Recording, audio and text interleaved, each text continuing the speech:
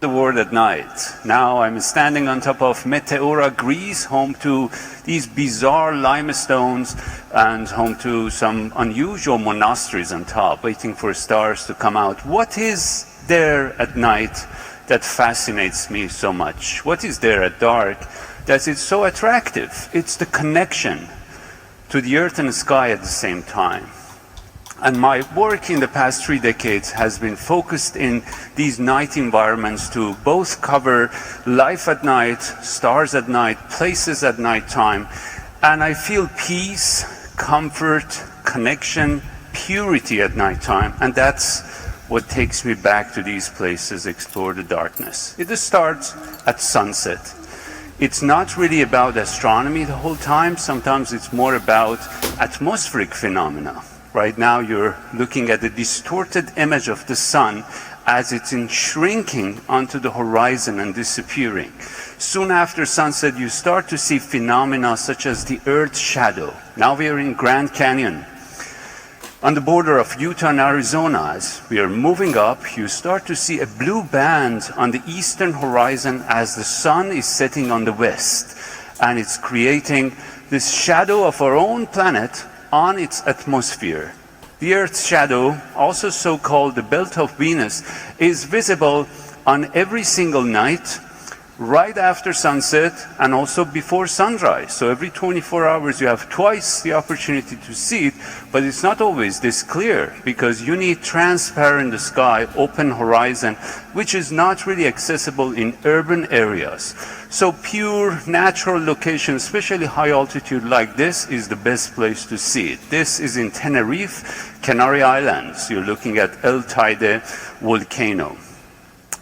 As well in Canary Islands, now you're looking at another phenomenon known as crepuscular rays. It's on the left side now, and these rays are formed by obstacles on the horizon. This was a very unique moment in Kilimanjaro area, border of Kenya, Tanzania, where the rays were connected horizon to horizon. I never saw that again in my career, just one night. And on two sides, they happened, called anti-crepuscular, like this one in Rio, as birds are flying from the nearby island back to the inland in the morning as the full moon is setting. It was a moment just before sunrise. The full moon is going down and frigate birds are coming in. The full moon is a source of inspiration to writers, to artists, to poets, to photographers, and it has been always a part of our life. Often we forget that we're looking at another celestial body. This is the New England at fall colors, and now next to Boston. These are, it's known as one of the oldest lighthouses in the US, and I'm photographing from a long distance away as you're looking at this giant moon rising above a ship in the ocean. Look at the distortion caused by our own atmosphere as it's coming up, and it's changing the light of the moon from the red to brighter orange and changing the shape of it as well. Crescent moon and new moon is even more interesting because it has a phenomena that you will see in a moment. Right now it's very bright, but as it gets darker, above Mount Whitney in California, the highest mountain in the mainland US, you see the earth shine. That's the glow coming from our own planet, reflecting from the dark side of the moon. Now we are in Moscow, Red Square. It's an evening in the summer, which lasts a long time in Arctic latitudes, in subarctic like here, and it's about 11 p.m. The moon is hanging very low on the horizon, very typical summer evening view in high latitudes. The moon in Boston, and as you look at this image, remember that in urban areas we have lost connection to the natural world, especially to the night sky due to light pollution.